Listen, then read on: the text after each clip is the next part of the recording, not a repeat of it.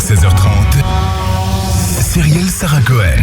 Bonjour à toutes et à tous et bienvenue sur Radio J. Merci d'être avec nous aujourd'hui jusqu'à 16h30 avec mon invité, une grande actrice française de cinéma avec une vingtaine de pièces de théâtre, 50 rôles pour la télévision, passée par de nombreuses séries. Elle est pour beaucoup le visage du commissaire Florence Cassandre dans la série Cassandre sur France 3.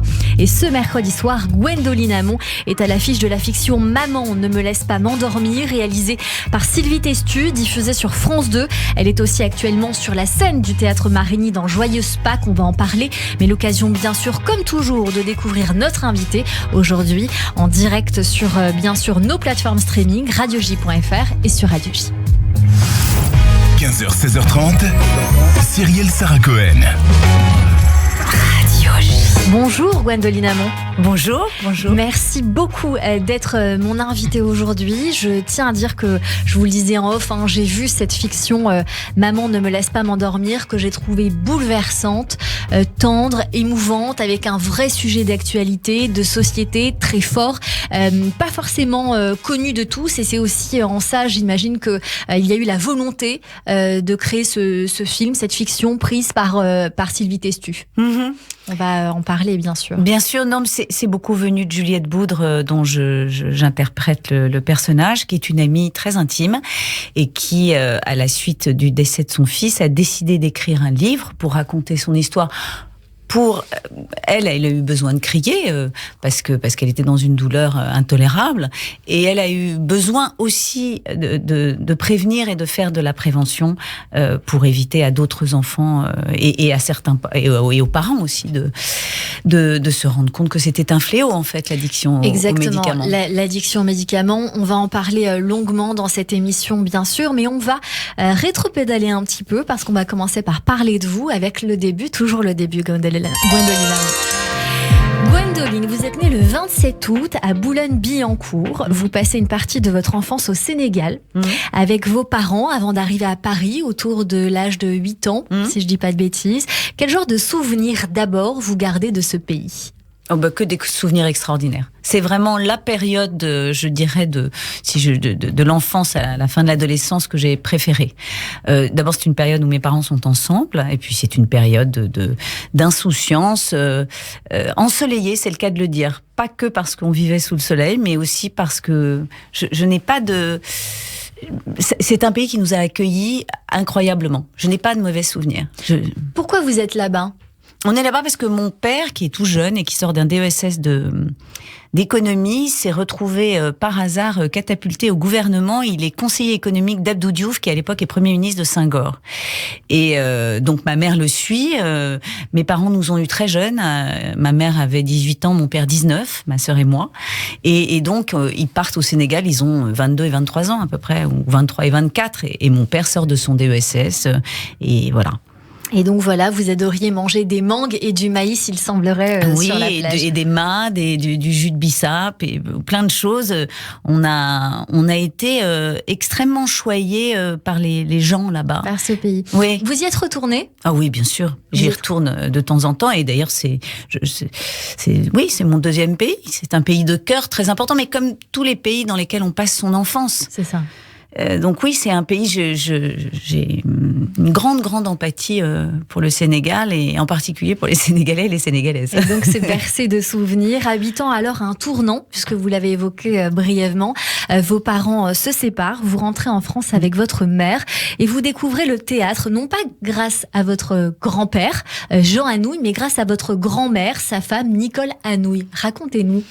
Mais ma mère, donc, on rentre en France, ma mère doit avoir 27 ou 28 ans, elle est encore une très jeune femme, elle a d'autres choses à vivre que de passer ses journées à élever ses enfants, mais c'était l'époque aussi, même si elle est une maman formidable, et donc elle nous laisse beaucoup chez ma grand-mère, qui est elle-même une grand-mère très jeune, qui est metteur en scène et qui est la femme d'Anouilh, et qui, elle, ne vit que par et pour le théâtre. Donc, par la force des choses, nous allons, surtout moi, parce que ma sœur est plus petite, nous l'accompagnons, je l'accompagne au théâtre 2-3 fois par semaine, et ça pendant des années, pendant une dizaine d'années. Donc je suis complètement bercée par les textes, par les salles, les scènes. Ça devient, ça fait partie de moi, ça devient mon élément. Et oui, ça m'a probablement influencée. pour choisir pour ce métier. choisir votre carrière. Pour lui faire plaisir aussi, parce que j'adorais ma grand-mère, pour me rapprocher d'elle.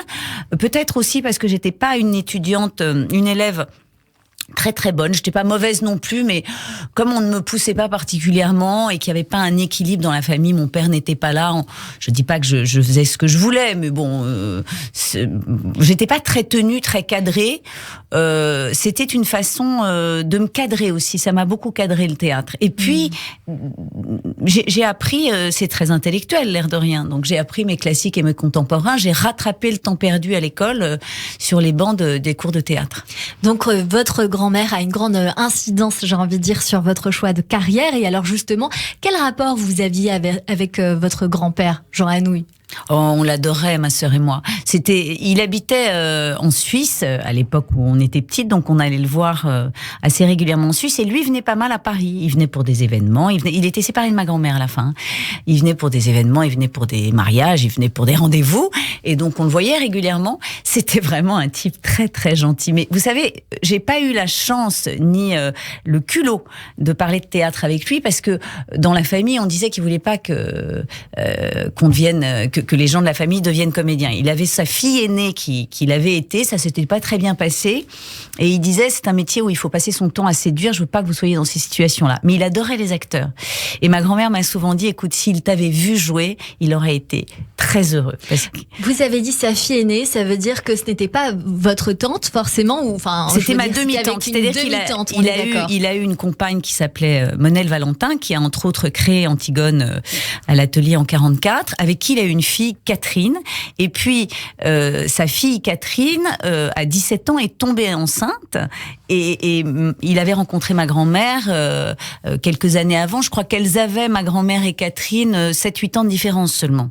Et ensuite il a épousé ma grand-mère avec qui il a eu 3 enfants, dont ma mère qui est l'aînée. Et puis après, il a eu une autre encore compagne avec qui il a eu une dernière fille. Donc plusieurs vies, si on peut dire ça comme ça. Vous allez alors commencer votre carrière au théâtre en 90. Vous avez 20 ans dans l'Avare de Molière avec Michel Bouquet. Beaucoup ont dû être très jaloux parce que Michel Bouquet, beaucoup de gens l'aiment. Beaucoup de gens m'ont parlé de lui à votre place. Comment ce rôle est venu à vous alors ? Écoutez, c'est vraiment le hasard parce que je suis au cours du théâtre de l'Atelier justement. Et on rentre par la porte des artistes et il y a un petit carton, un petit papier collé sur la porte des artistes qui propose une audition pour Marianne dans l'Avare, mise en scène par Pierre Franck, je me souviens, avec Michel Bouquet. Et moi, j'ai 3 mois de cours. Et en fait, j'y suis allée au culot. Pourtant, j'étais pas si culottée que ça. J'ai un côté très bien élevé. Mais je me suis dit, bon, j'ai 3 mois de cours, j'ai déjà étudié cette scène en cours, j'y vais. Et puis, j'ai passé 3 auditions et j'ai été engagée. Et alors là, ma grand-mère s'en est pas remise. Elle s'est dit, OK. Donc là, elle a été engagée. Sans moi, dans mon dos. C'est ce que j'allais vous dire. Ouais. C'est-à-dire qu'on pourrait penser qu'en tant que fille 2, petite fille 2, ça... Non, j'ai pas été pistonnée, bizarrement. Pas bizarrement. Et pourtant, c'est magnifique ce que vous me dites, en fait. Non, mais ce qui est incroyable, c'est que Bouquet m'a lui-même dit après qu'il était devenu... Il m'a dit, je suis qui je suis grâce à Camus et Anouilh. Sans Camus et Anouilh, qui m'ont confié des rôles très importants à une époque où j'étais jeune et pas connue, et qui m'ont permis, parce qu'à l'époque on jouait 2 ans, 3 ans, 4 ans, donc jouer un très grand rôle très longtemps, c'est extrêmement formateur. Et il m'a dit, je ne serais pas qui je suis et là où je suis sans eux. Et c'était fou pour moi parce que je le savais pas, mais ma grand-mère elle s'en est pas remise. Et vous, Gwendoline Hamon, alors vous n'avez eu besoin de personne. Vous avez fait votre début de carrière toute seule, mais vous allez jouer dans les pièces de votre grand-père Jean Anouilh, sous la direction notamment de Patrice Lecomte ou encore Jean-Claude Brialy. J'allais vous demander laquelle est votre préférée, mais je crois que j'ai la réponse. Laquelle est des pièces de mon grand-père ? Oui. Oui, je sais ce que vous allez dire. Oui, l'une de mes préférées est celle que j'ai montée, Le Voyageur sans bagages. C'est ça. Mais j'aime immensément Antigone, que j'ai découvert très tardivement, parce que jeune, je l'aimais moins, je la comprenais pas. Et puis, il y en a d'autres. Vous vous rendez compte, il y a 60 pièces. Il a été édité dans la Pléiade, ils en ont choisi 37, mais il y a 60 pièces. C'est immense. C'est-à-dire qu'aujourd'hui, je ne connais pas d'auteurs qui ont une œuvre aussi gigantesque. Et c'est ce que j'allais vous demander. Est-ce que vous les avez vous-même toutes vues ? Non, pas toutes vues. Mais presque toutes lues. Et il y a des pièces qui ont, évidemment, certaines ont vieilli, mais une grande majorité n'a pas vieilli. Et il est assez facile, c'est difficile de lire du théâtre, mais c'est assez facile de lire du Anouilh. Parce que c'est très écrit et moi, j'engage les gens à le relire ou à le lire s'ils ne connaissent pas, parce qu'il y a des pièces qui sont insensées. Et puis, il a catégorisé son œuvre dans plusieurs genres, les pièces costumées, les pièces brillantes, les pièces noires, les pièces... Donc c'est fou, parce que c'est la même écriture, mais c'est pas le même style. C'est assez particulier. Gwendoline Amon, vous allez jouer dans d'autres nombreuses pièces d'auteurs telles que Oscar Wilde, Marcel Achard ou encore René de Obaldien. En 2000, votre interprétation dans le Nouveau Testament de Sacha Guitry, mise en scène par Bernard Murat, qui met d'ailleurs en ce moment en scène la pièce Suite Royale d'Adrien Raca et Judith Elmaleh. Je les embrasse et je leur souhaite du soutien parce que la pièce est merveilleuse. Vous venez d'être nommé aux Molières de la révélation théâtrale. Vous direz que qui vous a le plus appris de tous les gens avec qui vous avez travaillé au théâtre? Oh, c'est pas un en particulier. J'ai été évidemment très marquée par Michel Bouquet, parce que je me souviens qu'il répétait les mains derrière le dos en tournant en rond derrière la scène, rideau fermé, habillé et maquillé, tout son texte en entier avant qu'on commence à jouer. Donc je me souviens que ça m'avait immensément marqué, mais je me suis rendu compte que j'ai rencontré beaucoup c'est le hasard, de femmes et de messieurs qui ont été un peu, d'une certaine façon, un petit bout de mentor. Il y a eu Jean-Claude Brialy, mais il y a eu Daniel Gélin, il y a eu Pierre Mondy, il y a eu Jean-Pierre Mariel, dont vous parliez. J'ai rencontré comme ça des hommes avec qui j'ai eu la chance de jouer ou d'être mise en scène, qui ont toujours été tendres et avec moi et qui m'ont d'une certaine façon, formée et beaucoup appris. À la télévision aussi, vous diriez que il y a eu des gens qui vous ont donné une impulsion, parce qu'on vous connaît bien sûr parallèlement à votre carrière de théâtreuse à la télévision, dans différentes séries, dans Les Cordiers jugés flics, Nestor Burma, Julie Lescaut, Caïn, mais aussi bien sûr le rôle principal en tant que commissaire dans la série Cassandre sur France 3. Non, personne. Non, la télé, là, les séries que vous venez de citer, je faisais ce qu'on appelle des guests, c'est-à-dire qu'on est comme invité dans un épisode. C'est Cassandre le plus grand rôle, vous diriez? Cassandre, évidemment, c'est très important, parce que maintenant, ça fait 7 ans, oui. on en est à 30 épisodes de 90 minutes, et j'ai beaucoup appris, J'ai un petit chat dans la gorge. J'ai beaucoup appris sur Cassandre, mais non, j'avais commencé à avoir des rôles principaux, je sais pas, il y a une quinzaine d'années, peut-être une vingtaine d'années, je sais plus. J'ai appris petit à petit à apprivoiser la caméra, à l'oublier. Je pense que le théâtre a été ma formation. Vous préférez le théâtre? Non, je préfère pas, parce que c'est deux métiers différents. C'est vraiment deux choses différentes. Ça n'a rien à voir. Ça n'a rien à voir. Le théâtre, c'est d'abord tous les soirs différents, c'est éphémère. Vous allez avoir un soir une bonne salle, un bon dialogue avec le public. Le lendemain, vous avez le sentiment que vous n'êtes pas du tout compris, alors qu'à la fin, ils applaudissent 10 fois plus à bâton rompu que la veille où ils hurlaient de rire. Enfin, c'est très particulier, le théâtre. Et c'est un fil sur lequel on doit essayer de marcher droit avec le plus de sincérité possible. Mais on sait que ça va être différent. On peut pas s'arrêter.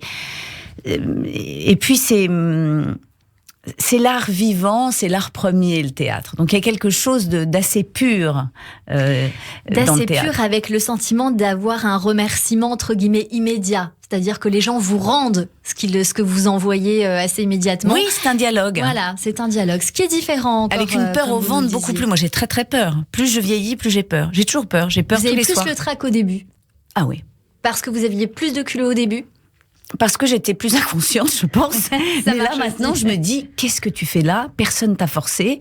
Oh là là, il y a 600 ou 800 personnes qui attendent là, qui vont nous regarder, qui vont, et si je me plante? Et la responsabilité, la pression. Et en même temps, les plus grandes grâces, je les ai vécues sur scène. Parce que tout à coup, quand on arrive plus ou moins à se détendre, tout en étant concentré, parce que c'est un vrai mélange des deux, on s'envole.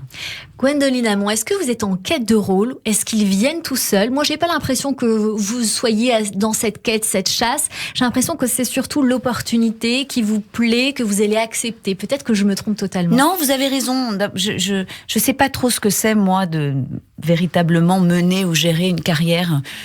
D'ailleurs, ma carrière, et j'aime pas ce mot-là, parce que j'ai pas le sentiment d'avoir une carrière, mais mon parcours, en tout cas, on n'a pas toujours le choix dans ce métier. métier. Il est même difficile, déjà, on est heureux quand on travaille. Donc, longtemps, j'ai accepté des choses qui, pour certaines, et certaines choses ne me plaisaient pas, forcément, mais je savais que j'apprenais mon métier. Et moi, je crois qu'un artiste, un acteur, en l'occurrence, il doit faire son métier. Il est son propre instrument.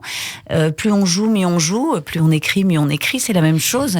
Et aujourd'hui, j'ai plus le choix qu'avant. J'ai pas véritablement tous les choix non plus, mais j'ai plus le choix qu'avant. En tout cas, je peux refuser des choses qui ne me conviennent pas du tout. Ce que je faisais moins quand j'étais jeune. Moi, je trouve qu'on ne vous voit pas assez pour le talent que vous avez. Je me permets de vous le dire, et c'est tout à fait sincère. Je vous ai surtout découvert dans cette série, cette fiction dont on va parler, parce que je la trouve bouleversante. Je trouve que vous avez un jeu de rôle qui est tout à fait prenant. On est obligé de s'identifier à vous, qu'on soit mère ou pas, et on va découvrir pourquoi. Peut-être aussi parce que cette fiction est extrêmement forte, mais faudrait-il encore savoir la jouer. C'est ce que vous faites merveilleusement bien. Merci. Sur France 2 ce mercredi soir. Donc France 2 propose une soirée continue autour de la fiction Maman ne me laisse pas m'endormir.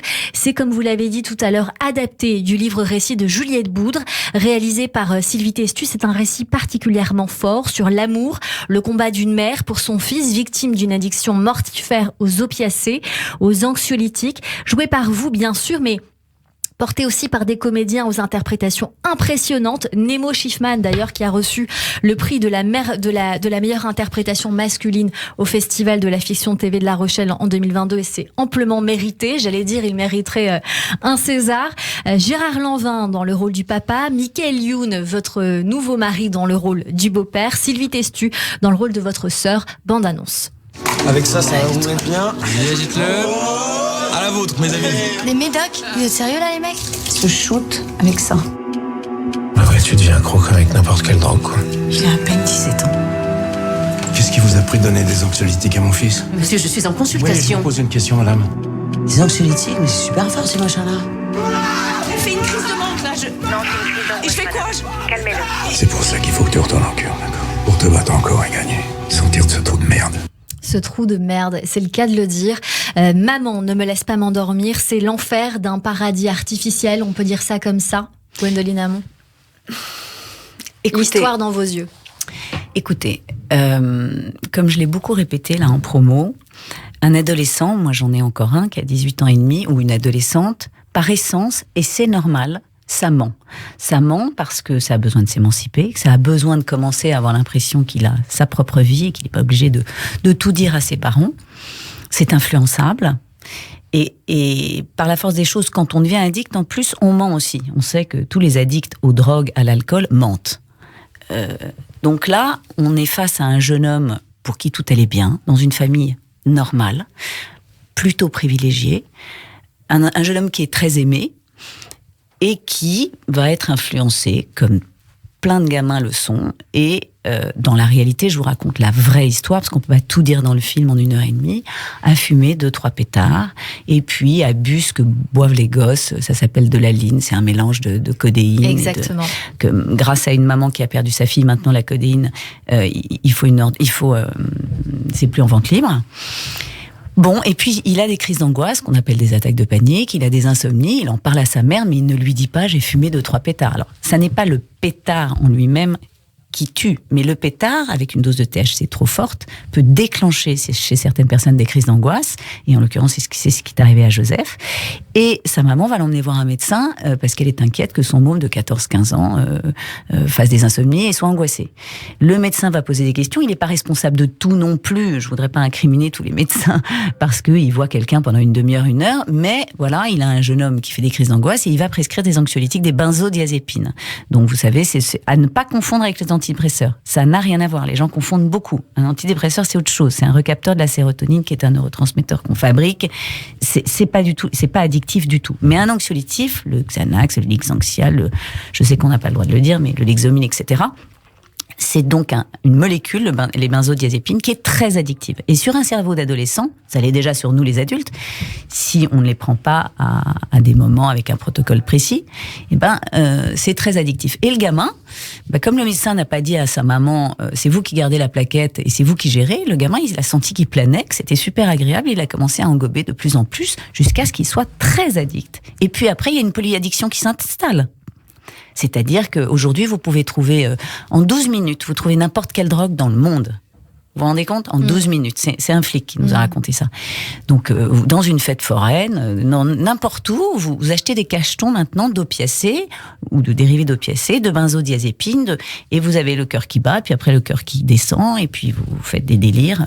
Et en définitive, Joseph est mort d'une surdose de benzodiazépines et de fentanyl, qui est un analgésique 100 fois plus puissant que la morphine, qu'il a acheté dans une fête foraine. Alors, dans le film, c'est dans un bowling, mais dans une fête foraine, en pensant que c'était autre chose. Et qui supprime la respiration. C'est ça, parce qu'on le voit à un moment donné, dans le film en tout cas, se retrouver dans ce bowling, aller voir quelqu'un, lui dire voilà, j'ai besoin de ça, et on lui donne un petit paquet avec un mélange de médicaments. C'est assez surréaliste de dire déjà comment on peut faire une composition un peu tout seul, savoir comment on mélange pour que ça donne un effet. Moi, j'ai trouvé ça assez dingue. Alors, ce qu'il faut que vous sachiez, c'est que les gamins et les adultes, j'imagine, qui se droguent avec des médicaments, sont devenus des petits chimistes. Joseph, par exemple, savait exactement que s'il dépassait telle dose, c'était dangereux. Mais comme en même temps, par essence, un ado, c'est immortel, ils vont pas. La mort est très très loin. Ça n'est pas possible. Ils sont dans la transgression et dans l'idée qu'ils ne mourront pas. Donc, ils pensaient qu'ils géraient. Après, il y a eu des moments quand sa mère et son père lui ont fait faire des cures, où il était conscient, il voulait s'en sortir. Il disait, j'en peux plus, je ne veux pas en prendre seul, mais je peux pas m'en empêcher. Et puis, des moments où il replongeait. On va parler du mal-être de Joseph dans le film, dans la vie. On le voit, bien sûr, dans une dégringolade, dans une famille décomposée. Il faut le dire aussi, le papa et la maman sont séparés. Bien sûr. Il a une vie quand même relativement stable au sein de son cursus familial avec sa maman et son beau-père, qui a l'air toutefois un peu rigide, en tout cas avec lui, parce qu'il sent que l'éducation est un petit peu en train de vriller et qu'il fait un peu ce qu'il veut comme il veut. Mais il est en internat. Est-ce que ce n'est pas dit dans la série, et c'est ce qui m'intéresse aujourd'hui, est-ce que justement, il souffrait de cette séparation? Est-ce qu'il souffrait d'être mis à l'écart dans cette famille, ou est-ce que justement il avait été mis à l'écart à cause de cette dépression, peut-être en rapport avec ses parents, et c'est ce qui fait qu'il l'a dégringolé? Non, alors c'est à Juliette de répondre à ça. Il est allé en pension parce qu'il avait envie d'aller en pension. Effectivement, ses parents étaient divorcés. Il y a eu des frictions avec son beau-père, mais j'ai envie de vous dire, comme dans toutes les familles recomposées, ce qui est normal. Joseph était un môme extrêmement beau, séduisant, manipulateur aussi, comme le sont beaucoup les ados, et pas toujours facile.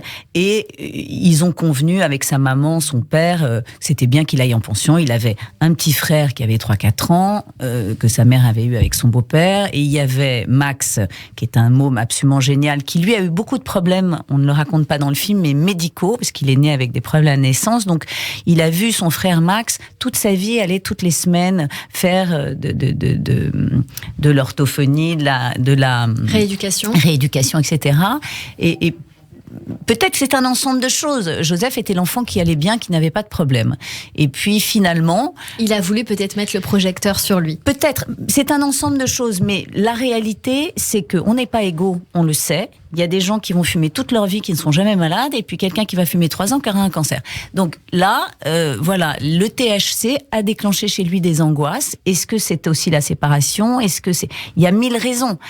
Mais ce qu'on raconte dans le film, c'est que les médicaments sont faits pour soigner, ils sont pas faits pour tuer. Et que là, on parle des benzos, mais on peut parler aussi des opiacés, c'est-à-dire le tramadol, tous ces trucs-là, les phéralgancodéinés, etc., qui sont prescrits très facilement et qui rendent des adultes et des ados addicts. Et aux États-Unis, il y a des morts partout. On en parle dans un instant. Encore avec vous, Gwendoline Amon, à l'affiche de la fiction Maman ne me laisse pas m'endormir ce mercredi soir sur France 2. Restez avec nous tout de suite, le rappel des titres, et on poursuit cette émission. 15h, 16h30, Cyrielle Sarah Cohen. Radio J.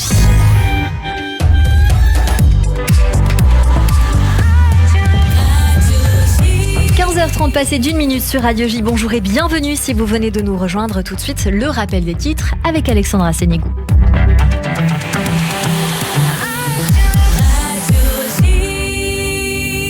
Bonjour Alexandra. Bonjour Cyrielle, à la une de l'actualité en Israël, la crainte de tensions autour de la cérémonie du Yom HaZikaron, la journée du souvenir à la mémoire des soldats israéliens morts au combat et des victimes du terrorisme débute ce soir. Mais cette année, les clivages de la société risquent de se refléter dans cette journée de commémoration. Plusieurs membres de la Knesset ont annulé leur participation aux cérémonies à la demande de familles endeuillées qui refusent leur participation en signe de protestation contre la réforme judiciaire. Dans le reste de l'actualité, Tsahal a frappé une position militaire près de la frontière entre la Syrie et Israël. La position visée serait utilisée par le groupe terroriste Hezbollah soutenu par l'Iran. L'attaque dont Israël ne fait pas état n'a fait aucune victime. En France, on commémore aujourd'hui le génocide arménien perpétré par l'Empire ottoman. Plus d'1,5 million d'Arméniens ont été massacrés. C'était en 1915. Une cérémonie d'hommage a lieu à partir de 18h ce soir à Paris, place du Canada. L'actualité internationale aux États-Unis, début du procès pour la peine de mort d'un homme accusé d'avoir tué 11 personnes à la synagogue de Pittsburgh. C'était en 2018. Il a proposé de plaider coupable en échange d'une peine d'emprisonnement à perpétuité, mais les procureurs fédéraux ont refusé. Et merci beaucoup Alexandra Sénigou. On vous retrouve bien sûr à 16h pour le journal complet. Tout de suite une très courte pause et puis on poursuit notre émission avec mon invité Gwendoline Amon sur Radio J.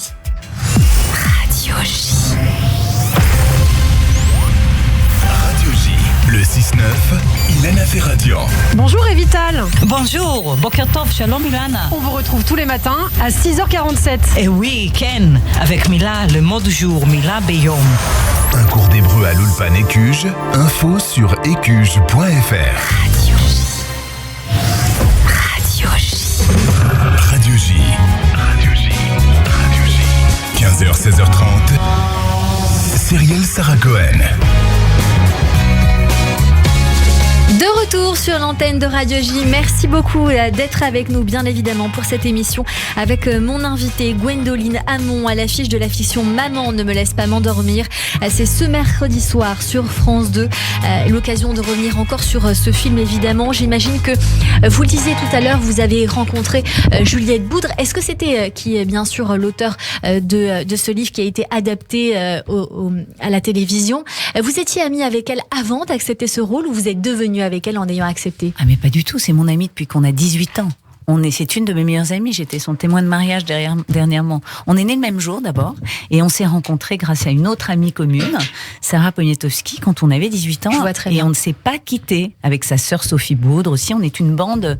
Donc on a vécu, toute la bande a vécu la naissance de Joseph et de Yasmine, la fille de Sarah, qui étaient les deux premiers enfants de la bande en fait, Annette. Donc ils ont tous été nos enfants, c'est les premiers à qui on a donné le Que biberon. vous avez vu grandir. Oui. C'est l'occasion de vous demander justement quel regard vous aviez vous en tant que en tant que qui vous êtes, Gwendoline, et pas en tant qu'actrice dans ce film. Quel regard vous aviez sur Joseph?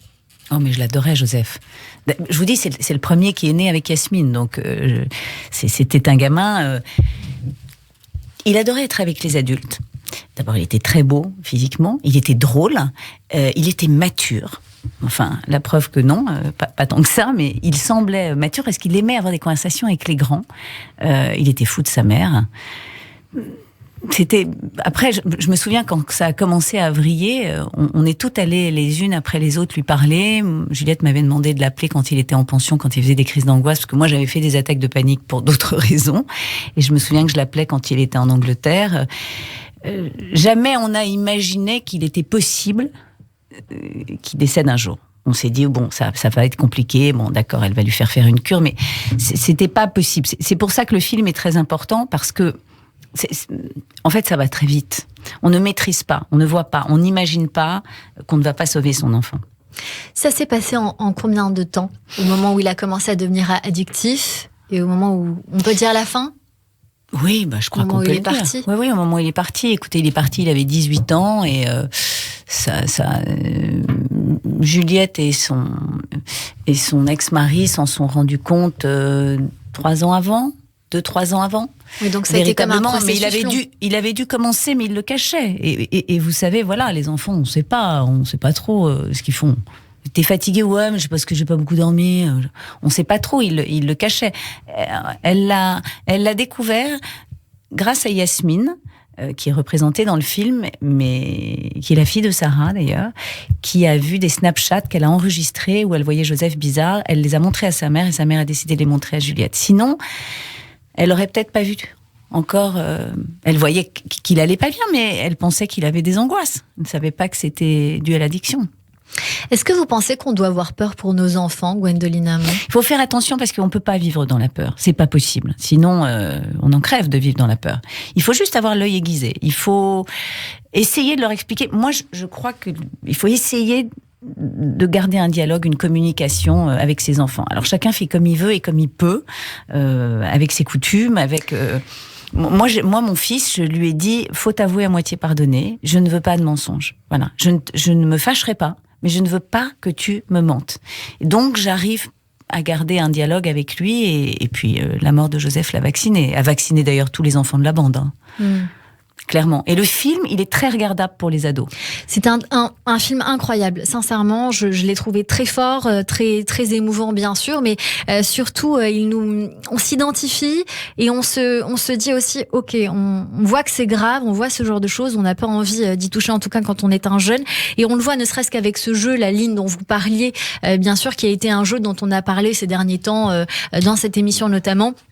Ce rapport au mélange de sirop en réalité avec voilà les médicaments qui permettraient voilà de s'amuser en soirée, qui a été popularisé, et Jérôme Goulon nous en parlait bien sûr dans cette émission par des rappeurs aux États-Unis. Ça a commencé dans les années 90. Aujourd'hui, les jeunes ont joué avec ça. Le film démarre sur ça, donc c'est très bien, je trouve, de l'avoir mis. Après, on voit que bien sûr ça va beaucoup plus loin, mais c'est un fléau en tout cas pour l'actualité, cette addiction qui a été relevée aux États-Unis et qui commence à arriver de plus en plus en Europe. Oui, mais ce que je voulais vous dire, c'est que là, c'est la ligne, c'est... bon, mais autrefois, je vais vous avouer quelque chose que je n'ai jamais dit. Quand j'avais 20-25 ans, justement avec la sœur de Juliette Boudre, on avait 2 week-ends de suite gobé des médicaments. Je crois que ça s'appelait Isoméride, c'était fait pour les gens obèses, pour qu'ils maigrissent, qui se vendaient sans ordonnance, parce que c'était la mode, et on avait gobé ça, et ça nous mettait dans un état, donc c'était une forme de drogue, mais on n'en avait pas du tout conscience, c'était un médoc qui s'achetait sans ordonnance, et ça nous mettait, on était cool toute la soirée, jusqu'à ce que je ne sais plus qui nous dise, mais c'est hyper dangereux, enfin t'es une malade. Pour vous dire que à chaque époque, sa drogue, à chaque époque, son addiction et son fléau, en fait ça va très vite, parce que à ces âges-là, vous minimisez tout. C'est les parents qui sont tarés, qui ont peur de tout pour les enfants. Donc, arrête maman, t'as peur, arrête, t'inquiète, tu comprends rien. C'est ça qui est compliqué, c'est leur faire comprendre à eux, parce que nous, les parents, on aura toujours peur. Un parent, ça a peur, ça s'inquiète. C'est les mômes qui le feront par derrière, pensant qu'on s'inquiète pour rien. Vous avez raison dans ce que vous dites, Gwendoline Amon, et ça me fait penser, moi, à mon époque, mes copines prenaient des médicaments, c'était des doses qu'on donnait aux chevaux pour maigrir. C'était ça, ce dont vous parliez ? Je pense que c'est ça s'appelait Isoméride. Je me souviens plus, mais en effet, on se rend pas compte à l'adolescence. Je pesais 48 kilos et je prenais ça alors que c'était pour les obèses. Vous imaginez ? Et ça permettait de faire maigrir et ça faisait planer. En effet, de toute façon, les médicaments, ça date pas d'aujourd'hui. Le fait qu'on les utilise pour telle ou telle raison, ça c'est certes autre chose, mais c'est ce mélange qui est important et dont il faut parler. Gwendoline Amon, il y a un rapport récent du Haut Conseil de la famille, de l'enfance et de l'âge intitulé « Quand les enfants vont mal, comment les aider ?», qui tire la sonnette d'alarme sur l'augmentation de la prescription et de la consommation des psychotropes chez les 6-17 ans, donnés beaucoup trop facilement.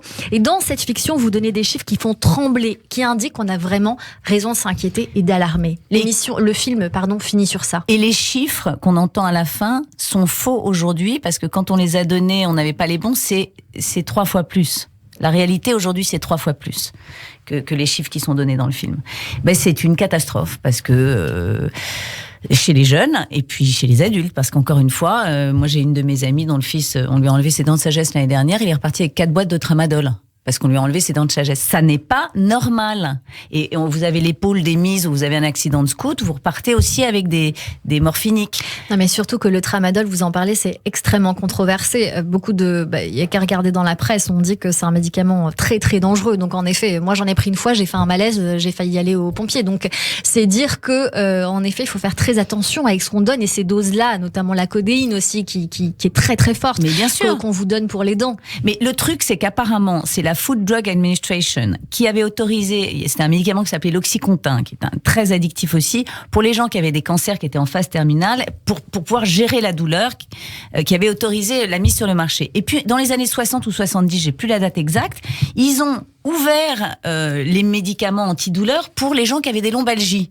Mais vous imaginez, tout le monde a mal au dos. Et c'est comme ça qu'aux États-Unis, les morphiniques et les opiacés se sont étendus. J'ai entendu une émission de Lebovici qui racontait ça partout. Et donc maintenant, le problème, c'est comment on gère la douleur. Est-ce qu'on vous donne un truc qui vous shoot et vous n'avez plus mal, ou est-ce que vous gérez un tout petit peu votre douleur et vous réhabituez tout doucement et vous n'êtes pas drogué? Parce que ça va prendre des proportions et ça en prend déjà. J'ai beaucoup d'amis qui m'ont dit non, mais là je suis sous tramadol parce que, pardon. J'allais vous dire la même chose. Moi je connais quelqu'un qui en prend depuis des années et sans ça la personne n'avance pas. Mais il faut la sevrer. Elle va mettre quelques mois, mais il faut la sevrer. La fiction va être suivie d'un débat présenté par Julien Bugier, Médicaments, l'autre drogue, pour alerter sur cette addiction aux médicaments, en particulier les opiacés, trop souvent méconnus et sous-estimés. C'est un sujet bien sûr de société, de santé publique qui concerne des dizaines de milliers d'enfants, mais pas seulement, on l'imagine. Ce sera avec Juliette Boudre, un témoin addict aux médicaments pendant plus de 20 ans, le professeur Yamine Benyamina, chef du service de psychiatrie et d'addictologie de l'hôpital Paul Brousse à Villejuif. Voilà, il est également président de l'association, etc. La soirée, bien sûr, est entière à ne pas manquer ce mercredi soir sur France 2 à 21h10. Je voulais conclure avec une petite phrase de Sylvie Testu qui dit « Il n'y a pas de responsable, pas de raison ». C'est une manière aussi de dire aux parents « Ne vous culpabilisez pas, même quand vous sentez », parce qu'on sent que Juliette, elle avait les yeux quand même bien ouverts. Le bonheur s'en est allé alors qu'on a tant voulu le garder. J'ai voulu fumer le bonheur qui est là, à portée de main, qui échappe. Et puis finalement, il reste le sourire, la vie. Joseph a existé. Vous pensez, Gwendoline Amon, que les dieux sont souvent vaches? Les dieux sont vaches quelquefois. Ça fait partie de l'existence. Oui. Sylvie a fait un film fantastique. Elle a une grande sensibilité. Et je voulais rajouter que Nemo Schiffman, dont vous parliez tout à l'heure, est un môme dont la vie exceptionnelle, autant qu'à l'écran, et que je suis vraiment heureuse de l'avoir rencontré. Et puis, il y a Marilyn Canto dans le film, il y a Louis Espinosa. Beaucoup de gens, bien sûr, ont une aura qui traverse l'écran, comme on dit, mais il faut dire aussi que votre jeu, en tout cas, voilà, c'est très personnel, et celui de Joseph, donc Nemo Schiffman, est exceptionnel. Et c'est en ça que je recommande donc chaudement ce film à regarder. Merci. Très bon pour une fiction, hein, il aurait pu être au cinéma, je le précise. Merci. On poursuit bien évidemment cette émission. On découvre toute la culture du moment ou d'avant selon vos goûts pour découvrir des choses que vous affectionnez, qui vous ressemblent ou qui pourraient vous plaire. Et mes acclamations, mon enthousiasme, viva notre bienfaiteur! Olé! Olé! Et tout de suite, Gwendoline Amon, Christophe Barbier va nous emmener au théâtre où je sais que vous êtes actuellement sur la scène du théâtre Marigny pour Joyeuse Pâques, mais nous allons parler, puisque vos goûts sont très variés, de la cérémonie des Molières qui aura lieu ce soir. Le 23 mai 1987 se tenait la première cérémonie des Molières au théâtre du Châtelet et en direct sur Antenne 2, comme s'appelait alors la chaîne publique. Parmi les récompensés, Pierre Arditi, Sabine Audepin, Yasmina Reza, Philippe Clévenot, Philippe Caubert. Depuis, la vie n'a pas été un long fleuve tranquille pour les Molières, suspendu même quelques années pour cause de zizanie entre les dirigeants de l'Académie. Les cérémonies sont souvent ennuyeuses, émaillées de remerciements trop longs et de sketchs qui sont au théâtre ce que le McDo est à la gastronomie. Les audiences télé s'étiolent, les conditions de vote sont critiquées, trop obscures, elles permettent des campagnes électorales assez fructueuses pour les gros producteurs. Enfin bref, le paradoxe de cette soirée dédiée au théâtre, c'est surtout que l'on n'y voit pas de théâtre.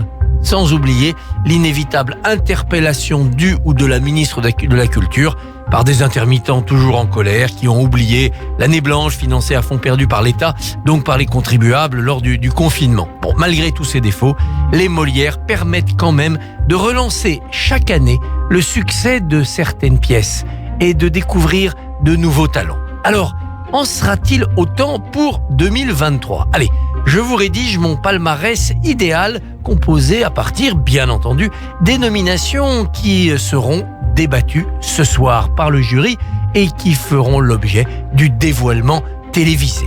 Meilleur comédien, j'aimerais récompenser Sébastien Castro pour Une idée géniale, pièce qu'il a écrite et qu'il interprète au Théâtre Michel toute cette saison.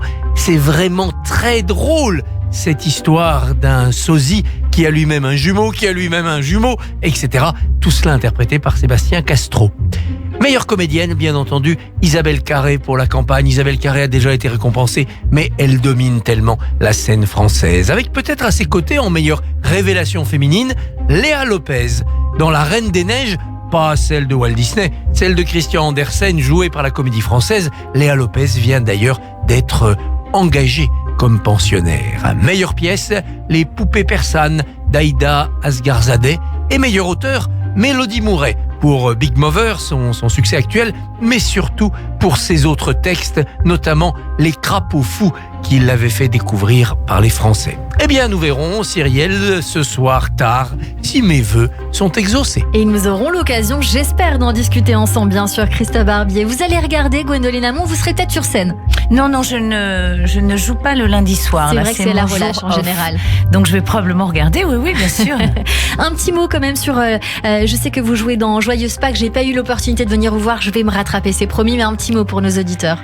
Joyeuse Pâques, c'est une pièce de Jean Poiret, c'est un vaudeville mythique qui a été créé par Jean Poiret et Maria Pacôme et Nicole Calfan, entre autres, et Odette Laure même. Et Nicolas Briançon me l'a proposé l'année dernière, et, chez Richard Caillat au théâtre Marigny. Et voilà, j'ai eu très envie, j'avais pas joué depuis 9 ans, de jouer une comédie dans ce théâtre, et puis une comédie de Poiret. Voilà. On va venir vous voir nombreux. Tout de suite, la chronique émotion de Jérôme Goulon. Radio J, l'émotion de Jérôme Goulon.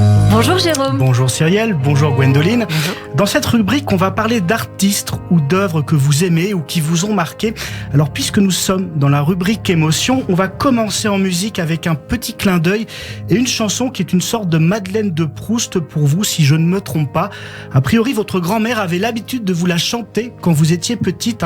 Et cette chanson, ou plutôt cette comptine, c'est Ne pleure pas Jeannette. Est-ce que c'est bien le cas ? Voilà. C'est affreux. Alors une chanson très triste qui date du Moyen-Âge. Et elle fait partie de cette incroyable liste des chansons qui sont traumatisantes mais que paradoxalement on chante aux enfants pour qu'ils arrêtent de pleurer, comme par exemple Il était une bergère, où la bergère tue son chaton à coups de bâton, ou encore Il était un petit navire, où il tire à la courte paille pour savoir quel enfant va être mangé puisqu'ils ont plus de vivre. Alors concernant la chanson Ne pleure pas Jeannette, c'est donc l'histoire d'un amour impossible entre Jeannette et Pierre, son amoureux. La jeune fille refuse le mariage qu'on lui impose avec un prince, puisqu'elle n'a Dieu que pour son Pierre qui est en prison et qui est condamné à la pendaison. Et elle est tellement sûre de son choix qu'elle affirme qu'elle préfère qu'on la pendouille, je cite, plutôt que d'épouser un prince qu'elle n'aime pas ou un baron. Et bien à la fin de la chanson, son vœu est exaucé puisque les deux amoureux, Pierre et Jeannette, sont pendouillés. Je cite la chanson, pendouillés. Alors comme c'est une chanson pour enfants, le terme pendouillé est donc utilisé à la place de pendu, mais ça ne change pas grand-chose à l'histoire malheureusement. Alors quand on y pense, ça paraît incroyable que ce genre de chanson barbare soit chanté aux enfants depuis des générations et des générations. Alors Gwendoline, on a donc envie de vous demander, vous qui déclariez, je vous cite, l'insouciance des petits est un cadeau magique et protecteur, ce sont vos mots. Quel souvenir vous avez-vous de cette comptine chantée par votre grand-mère ? Mais en fait, je pense que quand j'étais très petite, je ne comprenais pas bien le sens de la chanson. Et je crois que c'est mon arrière-grand-mère qui me l'a chantée, puis après ma grand-mère, sa fille. Et puis quand je l'ai compris, c'est bon, j'étais assez mûre pour ne plus être triste. Mais j'étais touchée par ce jeune couple qui, pour moi, dont je me sentais proche. Je me disais, elle a raison, elle veut épouser l'homme qu'elle aime et pas un aristocrate riche, mais avec qui elle va s'ennuyer. Donc j'y ai vu que du positif, parce que moi, je suis une fille positive. Je vois toujours mon verre à moitié plein. Eh ben, c'est tant mieux d'ailleurs. Mais on voit, c'est vrai que l'amour triomphe, mais à quel prix, j'ai envie de dire. Oui, c'est un peu un Roméo et Juliette. On va poursuivre évidemment dans un. Bon, c'est vrai que l'air est quand même entraînant, donc on se dit pas que c'est triste. Il y a même une version de Henri Dess qui est encore plus entraînante que celle-là. L'air est très joyeux, mais c'est vrai que quand on s'intéresse aux paroles, c'est pas du tout joyeux. Non, puis il y avait une petite histoire qui continuait. C'était pas toujours le même refrain. Donc voilà, c'était une façon de, je sais pas. De se laisser emporter. On poursuit dans dans un tout autre registre avec un groupe que vous adorez, Gwendoline Amon. Oui, il s'agit du groupe britannique Duran Duran. J'aime bien. Un groupe que vous écoutez beaucoup en ce moment, Gwendoline Amon. On peut entendre le titre The Chauffeur, sorti en 1982 sur l'album Rio. J'ai choisi un titre en français, ça m'évite d'avoir à prononcer en anglais. Cyrielle voit de quoi je parle. J'ai failli m'étouffer avec mon verre d'eau. Cette chanson, elle contribue à la légende de ce groupe devenu mythique. Nous sommes au début des années 1980. Le groupe n'a pas encore trouvé son chanteur et peine à convaincre les labels de le signer. Les musiciens de Duran Duran travaillent donc leur première chanson dans des bars où ils enchaînent les petits boulots de portier, ramasseur de verre ou encore cuisinier. Et alors qu'ils passent une petite annonce pour trouver un chanteur, une barmaid du Rum Runner, le bar où ils travaillent, leur présente son ex, un certain Simon Lebon, qui deviendra le chanteur de Duran Duran. Cette rencontre est déterminante. Le groupe se produit pour la première fois au complet le 9 juillet 1980 et c'est le déclic. Duran Duran signe son premier contrat. On connaît tous la suite. Et puis pour la petite anecdote, le groupe, vous le savez peut-être, Gwendoline, le groupe tient son nom du film Barbarella de Roger Vadim, sorti en 1968. Je m'explique. Dans ce film, l'héroïne principale incarnée par Jane Fonda est à la recherche d'un savant fou, le professeur Durand, D-U-R-A-N-D, l'inventeur d'une arme destructrice. Fasciné par ce savant fou, le groupe a donc choisi le nom de Duran Duran en hommage à ce personnage excentrique du film de Vadim, le savant Durand Durand. Oh, je le savais pas, c'est génial de m'avoir appris ça. Oui. C'est incroyable, surtout que j'ai rencontré et Vadim et Jane Fonda, donc je ne savais pas du tout. Et oui, Duran Duran, je le réécoute parce que c'est mon amoureux qui le réécoute beaucoup en ce moment. Donc, par essence, je le réécoute, par extension. Et ça me rappelle ma jeunesse. C'est joli comme tout. On poursuit avec de la littérature et votre lecture du moment, Gwendoline Amon. C'est Les Mains du Miracle de Kessel, je crois. Oui, il s'agit effectivement du livre Les Mains du Miracle de Joseph Kessel, un livre paru en 1960. Un livre fascinant, tiré d'une histoire vraie qui nous plonge dans l'Allemagne nazie durant la Seconde Guerre mondiale et plus particulièrement dans l'histoire du docteur Kersten, un médecin hollandais spécialisé dans le massage médical. Et ce médecin, il va avoir un patient pas très recommandable, en l'occurrence Himmler, suppôt d'Hitler et chef de la Gestapo, considéré par certains comme le meurtrier du siècle. Himmler, qui est donc en proie à de terribles douleurs, fait appel au docteur Kersten. Et chose assez incroyable, le docteur Kersten, qui est révolté évidemment par les nazis, va profiter de sa position privilégiée entre guillemets pour tenter d'amadouer Himmler et essayer de sauver des vies, gagnant peu à peu la confiance de son patient. Kersten parvient à obtenir quelques faveurs inespérées et sauver ainsi la vie de prisonniers et de déportés.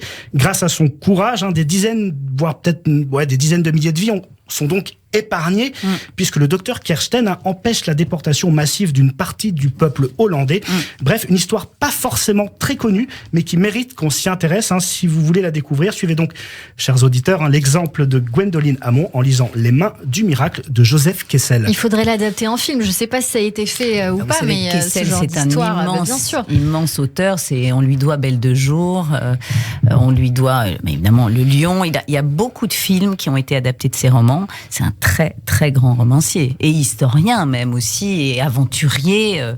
C'était un type passionnant. Pourquoi cet amour pour ce livre précisément, Gwendoline Amon ? Non, parce que j'ai relu Belle de jour. Enfin, je l'ai pas relu, c'est pas vrai. Je l'avais vu au cinéma avec Catherine Deneuve et j'ai lu le livre après, qui est assez différent, mais que je trouve l'histoire fascinante et que oui, j'aime Kessel, donc je suis retombée dessus et enfin, je suis pas retombée sur ce livre-là, mais j'avais ce livre à la maison et donc je suis retombée dessus et je me suis dit tiens, allez, c'est le moment. Et en fait, j'ai été complètement attrapée par l'histoire. Il a une façon de raconter les choses. C'est un grand auteur qu'on a un peu oublié, mais Kessel, c'est... Donc on n'a pas oublié en tout cas ici, bien sûr. On termine avec du cinéma et un film que vous nous conseillez, Gwendoline Amon. Oui, il s'agit de Toute la beauté et le sang versé de Laura Poitras, un film sorti le 23 mars dernier qui évoque la vie de Nan Goldin, une célèbre photographe américaine dont l'œuvre est indissociable de son combat. En plus d'être une immense artiste, Nan Goldin est en effet une activiste infatigable qui se bat depuis des années contre la famille Sackler, une famille de milliardaires américains, fondateurs et dirigeants des laboratoires Purdue Pharma. Alors, objet de ce combat, la lutte contre les opiacés aux États-Unis et dans le monde, la lutte contre les opiacés, vous en parliez à l'instant avec Cyrielle. On rappelle en effet que ce laboratoire, eh bien, il produit l'oxycodone ou Oxycontin, c'est la même chose, un puissant antidouleur hautement addictif, mais aussi très grand générateur de profit, qui serait responsable de centaines de milliers de morts. C'est difficile d'estimer les chiffres, mais ça se compte en centaines de milliers. Autre sujet abordé dans ce film, les combats de Nan Goldin sur des sujets tels que la drogue, la prostitution, la violence conjugale ou le sida, qui a emporté bon nombre de proches de la photographe. Bref, toute la beauté et le sang versé, un film bouleversant qui met le doigt sur des sujets parfois encore un peu tabous. On rappelle d'ailleurs que suite au combat de Nan Goldin, le nom de la famille Sackler a été retiré de plusieurs grands musées dont cette famille était mécène. Des mécènes visiblement pas si généreux qu'il n'y paraît. D'ailleurs, comme le disait votre grand-père Jean Anouilh, dans une citation qui colle assez bien au combat de Nan Goldin contre la famille Sackler, le visage des vrais égoïstes est supportable. On connaît le jeu, on est tous là pour le jouer, mais celui des philanthropes est répugnant. On n'a pas le droit de ne penser à ce point qu'à soi-même. Oh là là, c'est joli. C'est joli. Oui, je trouvais que c'était bien de parler de ce film parce que c'est en rapport aussi avec votre fiction. Avec notre fiction, et c'est le hasard.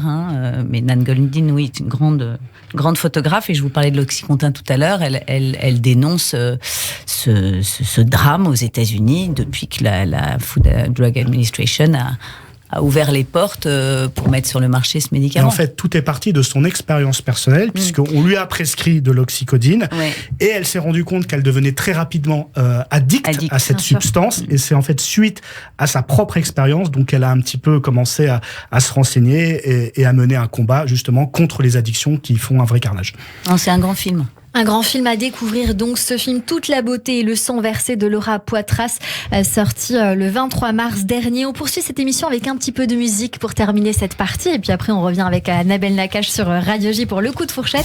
On va écouter Duran, puisque c'est le groupe que vous écoutez en ce moment et qu'on adore, avec deux chauffeurs. Voilà, c'est en français, comme ça au moins vous et moi, Jérôme, on n'est pas embêtés avec l'anglais. Allez, tout de suite on revient sur l'antenne de Radio J. Belle écoute. To slip and brooding lies, and I'll only watch you leave me further behind. When the sun drips down, bedding heavy behind, the front of your dress all shadowy lined, and the droning engine throbs in time with your beating heart. When the sun drips down, bedding heavy behind, the front of your dress all shadowy lined, the droning engine throbs in time with your beating heart.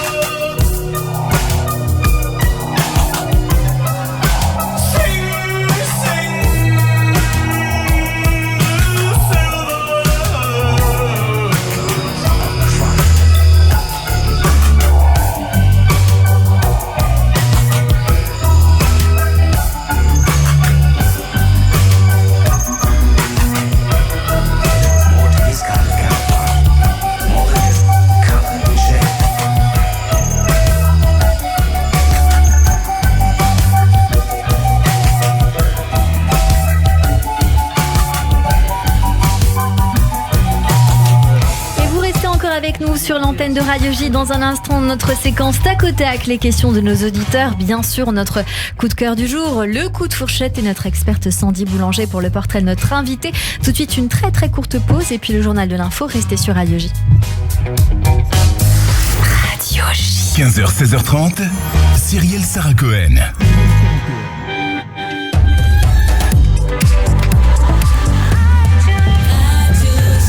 Il est 16h sur Radio J, bonjour et bienvenue. Tout de suite, le journal de l'information avec Alexandra Sanigou.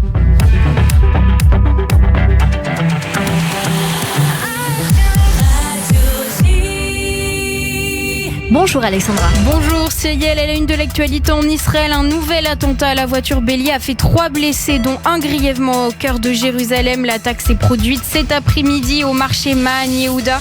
Le terroriste a été neutralisé. On n'en sait pas plus pour l'instant. Plus d'informations dans nos prochaines éditions. Et à quelques heures de la cérémonie du Yom HaZikaron, on craint les tensions liées à la réforme judiciaire. La journée du souvenir à la mémoire des soldats israéliens morts au combat et des victimes du terrorisme débutera ce soir avec une minute de silence dans tout le pays à 20h. Le déroulé de cette commémoration avec Daniel Haïk, notre correspondant à Jérusalem. Et les Israéliens se recueilleront à l'unisson à la mémoire des 24 213 soldats tombés au combat durant les guerres d'Israël et des 4255 victimes du terrorisme. Ensuite débutera sur l'esplanade du bureau occidental à Jérusalem la cérémonie d'ouverture de ces commémorations en présence du président de l'État, Yitzhak Herzog, du chef d'état-major, le général Herzi Halevi, et pour la première fois du ministre de la Défense, Yoav Gallant. Demain, à 11h, une seconde sirène du souvenir de 2 minutes, cette fois retentira, et ensuite débuteront dans les cimetières militaires du pays les cérémonies du souvenir. On estime que ce sont près d'1 million d'Israéliens qui se rendront jusqu'à mardi soir dans ces cimetières militaires. Daniel Haïk, notre correspondant à Jérusalem. Mais cette année, les clivages de la société israélienne risquent de se refléter dans cette journée de commémoration. Plusieurs membres de la Knesset ont annulé leur participation aux cérémonies à la demande de familles endeuillées qui ne souhaitent pas que ces personnes participent en signe de protestation contre la réforme judiciaire. Les familles sont particulièrement opposées à la venue du ministre de la Sécurité nationale, Itamar Ben-Gvir, au cimetière militaire de Beersheva. Elles estiment qu'il s'agit d'un individu raciste. Au chapitre sécuritaire, le Mont du Temple réouvre aux visiteurs juifs après la fermeture pendant le Ramadan. Le Mont du Temple sera à nouveau ouvert aux visiteurs du dimanche au jeudi de 7h à 11h30 et de 13h30 à 14h30. De grands groupes sont attendus sur le site mercredi pour Yom Ha'atzmaut. Dans le reste de l'actualité, Tsahal a frappé une position militaire près de la frontière entre la Syrie et Israël. La position visée serait utilisée par le groupe terroriste Hezbollah soutenu par l'Iran. L'attaque dont Israël ne fait pas état n'a fait aucune victime. On passe maintenant à l'actualité en France. On commémore aujourd'hui le génocide arménien perpétré par l'Empire ottoman. Plus d'1,5 million d'Arméniens ont été massacrés. C'était en 1915. La cérémonie d'hommage aura lieu à partir de 18h à Paris, place du Canada. La réforme des retraites, la colère des manifestants continue de gronder après avoir annoncé des coupures de courant à Roland-Garros et au Festival de Cannes. La CGT critique maintenant l'attitude d'Emmanuel Macron vis-à-vis des syndicats. Selon la secrétaire générale de la CGT, Sophie Binet, Emmanuel Macron fait les choses dans le mauvais ordre en appelant les syndicats à la discussion après avoir promulgué la réforme des retraites. Du côté du gouvernement, on recherche toujours l'apaisement et on reconnaît même des erreurs de stratégie dans cette crise. Gérald Darmanin estime qu'Emmanuel Macron n'a peut-être pas été assez présent sur la réforme des retraites. C'est normal, quand on est élu directement par les Français, de pouvoir, peut-être encore plus qu'il ne l'a fait jusqu'à présent, expliquer où il veut mener la France, où il veut mener les Français et créer ainsi le débat démocratique. Peut-être qu'il n'a pas été assez présent, justement. Vous trouvez, vous, qu'il n'a pas été assez présent ? Oui, je pense que le président de la République, au lendemain des élections présidentielles, et puis sans doute pendant cette période particulière de la réforme des retraites, qui est une réforme extrêmement difficile, personne n'en disconvient, aurait pu davantage parler, il le dit lui-même. C'est une très bonne chose que désormais il le fasse. Le ministre de l'Intérieur Gérald Darmanin ce matin sur France 2. C'est un discours en ligne droite de celui d'Emmanuel Macron qui a estimé dans une interview aux Parisiens qu'il aurait peut-être dû plus se mouiller. Fin de citation. On termine ce journal avec un mot de l'actualité internationale. Le Royaume-Uni a annoncé sanctionner dans son intégralité les gardiens de la révolution iranienne. Au total, Londres a ajouté à sa liste de sanctions liées à l'Iran plus de 70 personnalités et entités interdites de se rendre au Royaume-Uni et ciblées par des gels d'actifs. Et merci beaucoup Alexandra Sénigou. On vous retrouve demain à partir de 14h pour de nouveaux journaux et également pour une émission bien sûr spéciale Yom HaZikaron où nous serons ensemble. Tout de suite, c'est la suite de cette émission avec mon invité bien sûr Gwendoline Amon sur l'antenne de Radio J. Radio J. Radio J. Bonjour. Le 6-9, Léa Moscona. Retrouvez-moi tous les matins avec mes chroniqueurs et mes invités de 6h à 10h au menu politique, culture, société, santé, judaïsme et histoire. On est dans l'air du temps tous les matins de 6h à 10h. Radio J. Vous avez rendez-vous avec le printemps. Avec Elal, profitez du printemps pour vous envoler à prix fou. Paris-Tel Aviv aller-retour à partir de 335 € TTC. Oui, 335 € TTC. À ce prix-là, profitez-en. Réservez maintenant. Appelez vite votre agent de voyage habituel ou Elal au 0800 99 40 40 ou rendez-vous sur elal.com. Elal.com. Offre soumise à conditions et disponibilité. Elal, plus qu'une compagnie aérienne, c'est Israël. Radio J. Radio J. Radio J. Radio J. 15h, 16h30. Cyrielle Sarah Cohen. De retour sur l'antenne de Radio J, merci de nous rejoindre si c'est le cas. Si vous êtes avec nous depuis le début, merci pour votre fidélité. Avec mon invité aujourd'hui, Gwendoline Hamon, à l'affiche de la fiction Maman ne me laisse pas m'endormir ce mercredi soir sur France 2. Tout de suite, c'est le coup de fourchette avec Annabelle Lacache qui vous croque sur Radio J. C'est pas grosse. C'est fin, c'est très fin, ça se mange sans fin. Je suis dilatée. Radio J. Radio J, le coup de fourchette. Bonjour Annabelle. Bonjour Cyrielle, bonjour Gwendoline. C'est parti. Si ton rêve Gwendoline. Je suis pas prête non plus. Si ton rêve Gwendoline.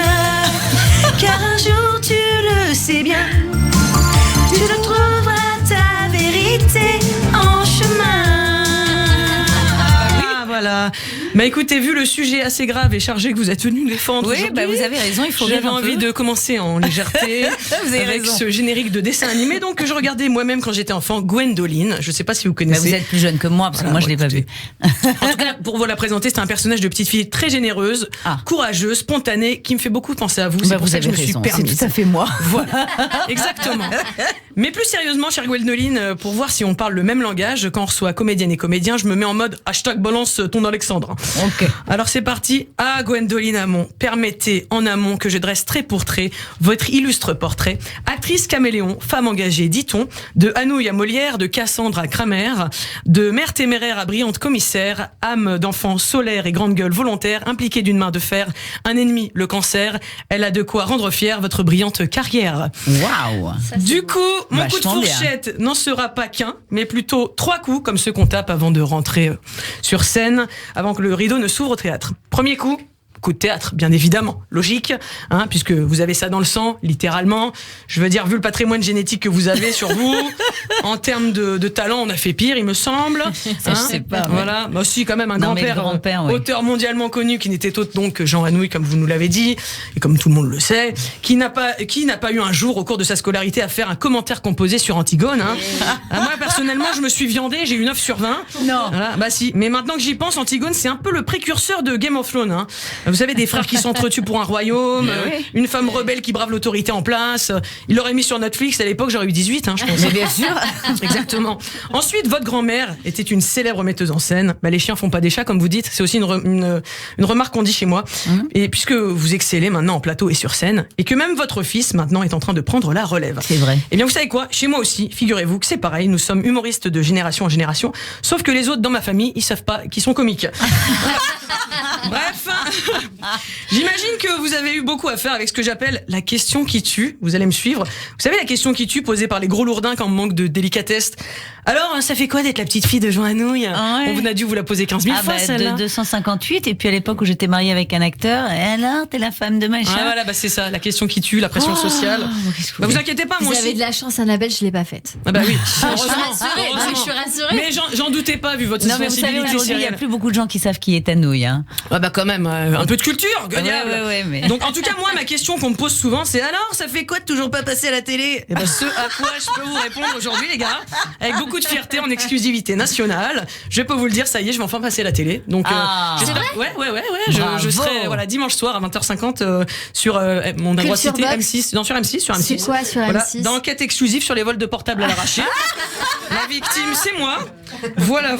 Donc d'ailleurs, si vous cherchez plus sérieusement pour un prochain épisode de Cassandre, quelqu'un pour jouer une nouvelle victime, du coup, je ferai l'affaire, je pense. Voilà, je serai hyper crédible. Alors, vous êtes donc l'héroïne de la série Cassandre. Mais c'est pas anodin ça non plus. Ce prénom qui sonne comme une tragédie grecque, comme Antigone. Ah non mais franchement, si ça c'est pas un signe de l'héritage familial, je sais pas ce que c'est. Alors c'est un énorme succès puisque la série réunit 5 millions de téléspectateurs en moyenne et je crois que vous avez fait un record là il me semble. 5,2 vendredi soir. Sans les replays. On n'oublie pas le virgule 2 s'il vous plaît. Parce quand que même, 200 000 spectateurs c'est pas rien. Vous avez raison. Non mais vous imaginez, d'ailleurs vous faites bien de le dire, il y a plus de gens qui ont vu votre dernier épisode que de gens qui ont vu le dernier Astérix. Donc quand même ça se... c'est violent.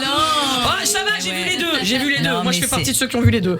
Ouais, mais c'est vrai que c'est formidable aussi. Non mais c'est vrai, moi j'ai beaucoup faire la démarche d'aller au cinéma. Oui, c'est ça. C'est pas la même chose. Exactement, c'est pas la même chose. Franchement, 5 millions. Bien aussi, 5 millions, c'est énorme. Oui, bien sûr. 5 millions, c'est le montant de la dette que devait Pécresse après la présidentielle. D'ailleurs, elle, contrairement à Blanche Gardin, je pense qu'elle aurait accepté les 200 000 € pour jouer dans LOL sur Amazon. Elle aurait même fait plusieurs saisons pour pouvoir rembourser. T'imagines, Pécresse, qui essaye de faire rire les gens? Non, t'imagines pas. Deuxième coup, chers amis, coup de gueule. Parce que vous êtes une femme de combat qui n'hésite pas à l'ouvrir sa gueule et a raison pour défendre de nombreuses causes. Vous dites, dès que je me lève le matin, je suis révoltée. Vous savez quoi? Moi aussi, dès que je me lève le matin, je suis révoltée quand je vois que le lave-vaisselle n'a pas été vidé par mon mec. Enfin, vous êtes révoltée plus sérieusement par le manque de sensibilisation sur les cancers gynécologiques. Sur plein de choses. Voilà. Ça, c'est qu'à la première chose que je dis. Voilà, dont a souffert votre maman. Donc, pour la petite histoire, moi, la dernière fois qu'on m'a fait une mammographie, le médecin m'a dit, tu sais, pas besoin de revenir avant 40 ans, ça sert à rien. Alors que j'ai eu au moins 5 copines qui l'ont eu avant 35 ans.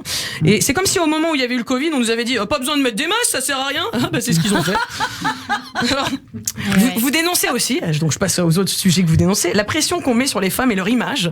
Le fait que dans les fictions, avant 40 ans, elles jouent la compagne de ceux qui en ont plus de 60, et qu'après 40 ans, elles jouent la mère de ceux qui ont moins de 60.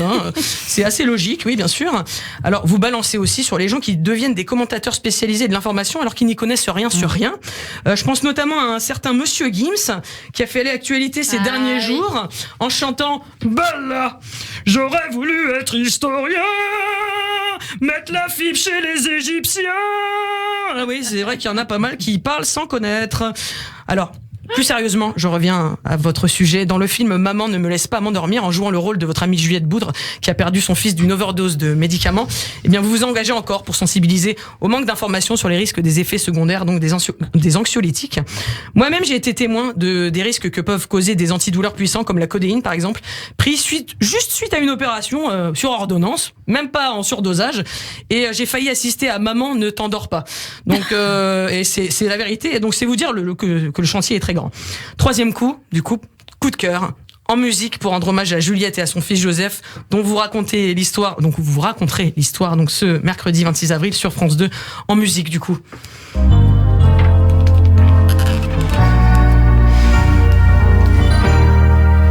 Il manque quelqu'un près de moi. Je me retourne, tu n'es plus là. D'où vient ce sentiment bizarre où tu te sens seul, alors que ta famille, tes amis, eux ne veulent que t'envoyer de l'amour. Oh, merci. Gwendoline, juste pour finir, vous êtes une grande gourmande de la vie. Vous ressemblez à ces plats que vous aimez, du pot-au-feu traditionnel au poulet thaï au lait de coco que vous cuisinez hyper bien, il paraît, du sucré salé de la cuisine asiatique au plat africain de votre enfance au Sénégal. Et vous êtes une personne riche de saveurs, un melting pot au carrefour des cultures. Et quel que soit votre terrain de jeu, ce sera toujours un bonheur pour nous de goûter à votre talent. Alors rendez-vous le 26 avril devant France 2, cette semaine au Théâtre Marigny pour Joyeuse Pâques. Et d'ici là, bon appétit. Merci beaucoup, c'est formidable. Annabelle Nakache. Les larmes aux yeux là. Merci. Je rappelle que vous pouvez bien sûr retrouver Annabelle Nakache sur les réseaux sociaux, annabelle.show. Vous préparez votre One Woman Show et on peut vous retrouver également en ce moment dans toute la France, dans vos comédies Amour, Action ou Vérité, J'en ai plein le couple et J'en ai plein les gosses que vous jouez, que vous avez coécrit avec votre partenaire Rudy Mayoute. Et puis bien sûr, en attendant, on vous retrouve en podcast sur le YouTube de la radio, radioj.fr et sur toutes les plateformes d'écoute de l'émission. À la semaine prochaine. À la semaine prochaine, merci. À la semaine prochaine.15h, Merci. 16h30, Cyrielle Sarah Cohen. Radio. Radio J. Sans plus attendre, on va passer sur Radio J à la séquence tac au tac. On ne vous lâche pas. 10 questions, 10 réponses en 2-3 mots. On tente ça, Gwendoline. Moi, je vais être On nulle. va essayer. Allez, c'est parti. Qu'est-ce que la recette de l'amour, Gwendoline? L'écoute. Le ou les sujets qui vous préoccupent le plus en ce moment? L'humain. Si vous pouviez changer de peau, vous seriez qui ou quoi? Je serais une femme, mais je serais Obama. Quel est le plus beau compliment qu'on puisse vous faire?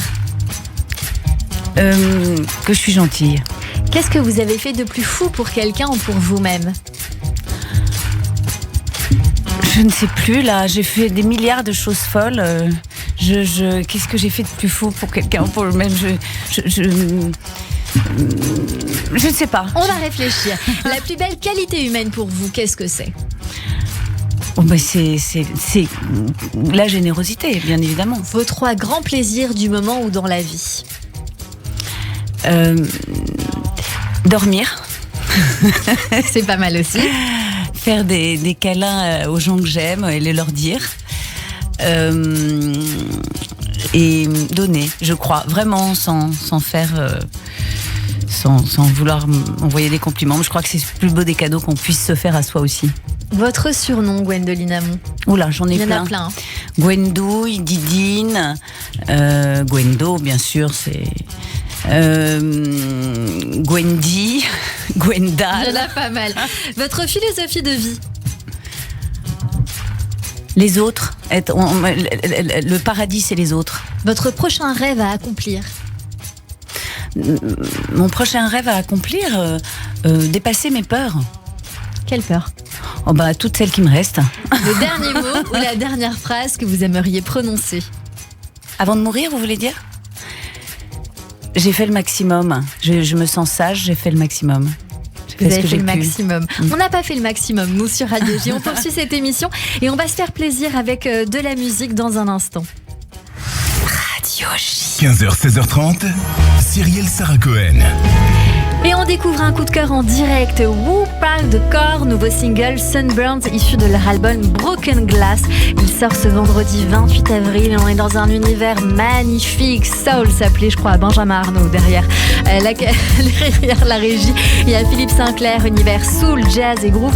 On découvre et on en parle avec eux en direct sur Radio J.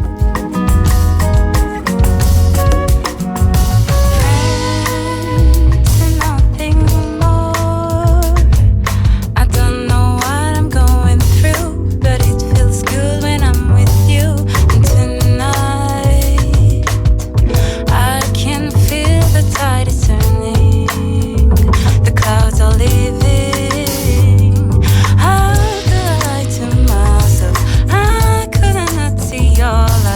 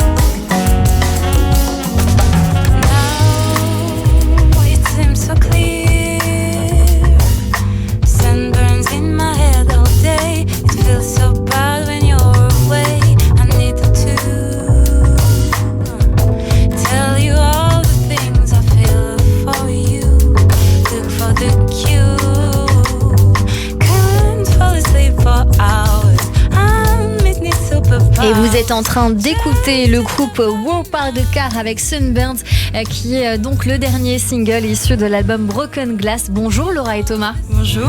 Merci beaucoup d'être mes invités aujourd'hui pour faire découvrir votre univers autour de ce groupe, de ce nouvel et deuxième album. C'est ça. On est bien d'accord. Le premier était, je crois, moins chanté. C'est ça. Si je dis pas de Exactement. bêtises, moins de paroles, plus de musique, un peu de jam. Hein. On est bien ok. On peut dire ça, ouais. On peut dire ça comme ça. C'est un plaisir de vous accueillir aujourd'hui. Alors, qui fait quoi pour les auditeurs ? Alors moi je suis la chanteuse, donc j'écris les paroles principalement. Et moi je suis le pianiste et je chante aussi. Et puis on écrit toute la musique ensemble. Et puis voilà. De quoi parle de cette chanson précisément qu'on est en train d'écouter, Sunburns ? Alors Sunburns, c'est une chanson qui a été composée pour le coup par le bassiste de notre groupe, Ludovic Prieur. Vous êtes nombreux dans ce groupe, vous êtes 8, hein ? Ouais, c'est ça. Donc elle parle... Je sais pas si tu veux dire quelque chose peut-être sur... Bah ça parle, bon c'est forcément une chanson un peu d'amour et tout. Ouais. Pas forcément, mais enfin, là c'est le cas. Oui, alors chacun le croit comme il veut. Ouais. Mais après, je pense que ce serait plus à lui d'expliquer de quoi ça parle. Nous, vu que c'est lui qui a écrit le morceau. Ouais. Vous direz que c'est un virage brésilien assez prononcé. Il y a des rythmes de bossa dans ce titre, ce qui n'est pas forcément le cas sur tout l'album, qui est un peu plus éclectique, hein, avec plusieurs sonorités, mais qui reste en tout cas toujours dans le jazz, la soul et le groove. C'est votre deuxième album. Qu'est-ce qui diffère du premier ? On l'a dit, il était un peu plus jam, un peu plus musical, mais qu'est-ce que vous avez voulu donner dans cet album qui, je crois, est chanté en anglais, mais aussi en français ? C'est ça, ouais.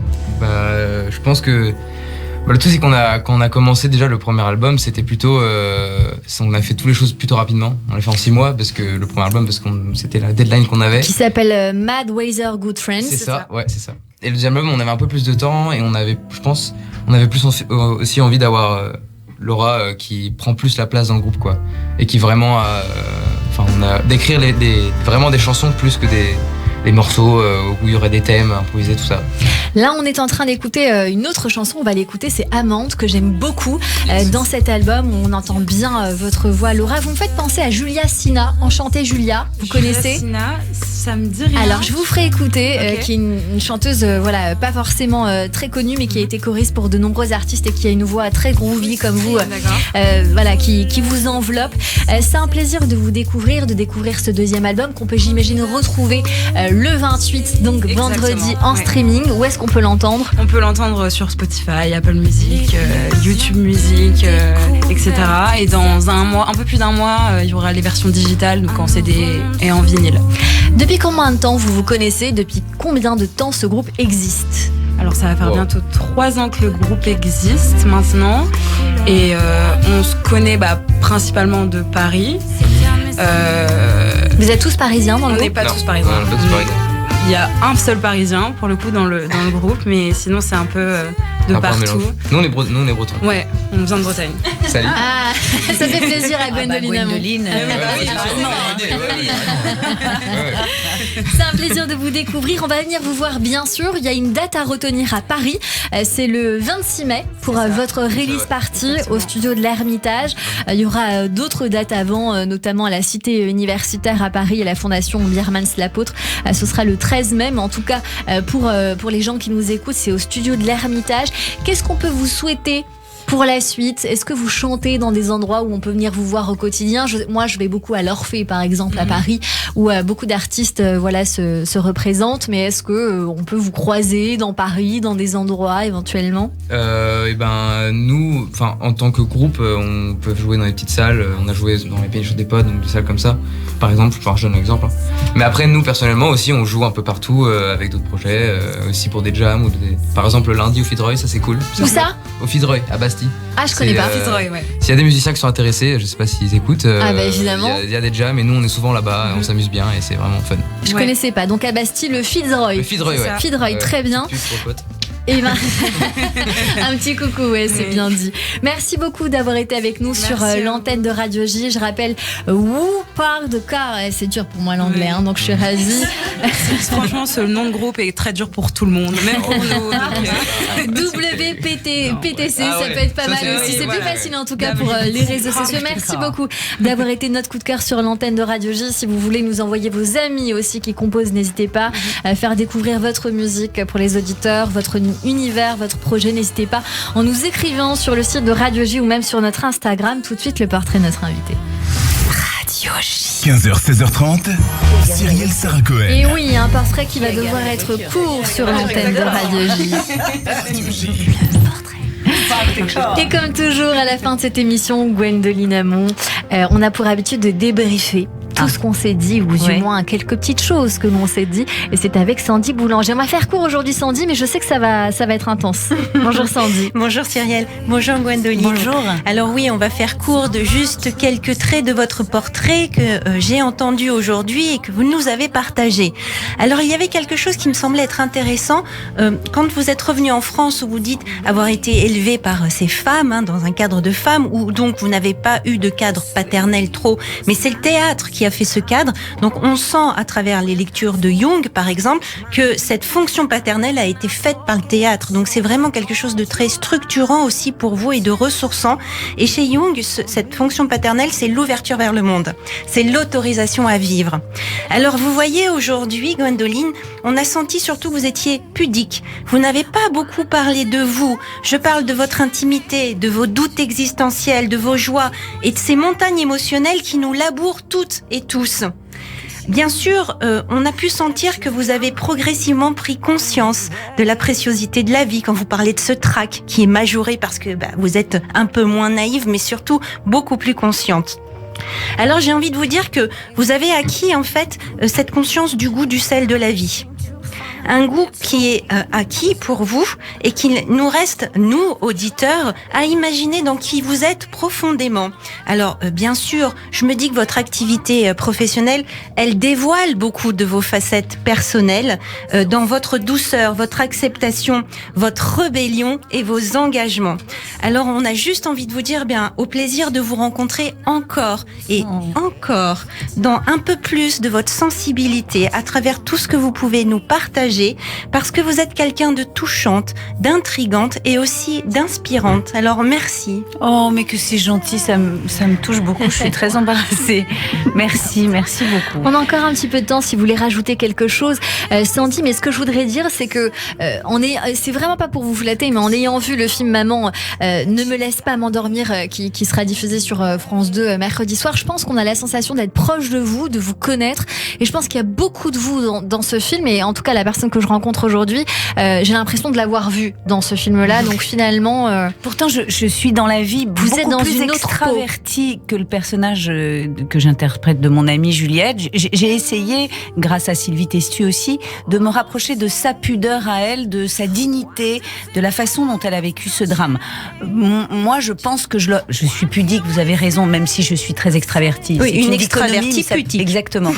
Et puis en plus, en ce moment, je fais beaucoup de promos, donc je parle beaucoup de moi, donc ça m'embarrasse en fait. J'ai l'impression d'être totalement ultra narcissique. Ça me met très très mal à l'aise. Mais en même temps, c'est le job. Hein. Il faut bien parler de ce qu'on fait pour donner envie aux gens de venir ou de voir. Mais j'ai toujours été une petite fille, paraît-il, très très sensible.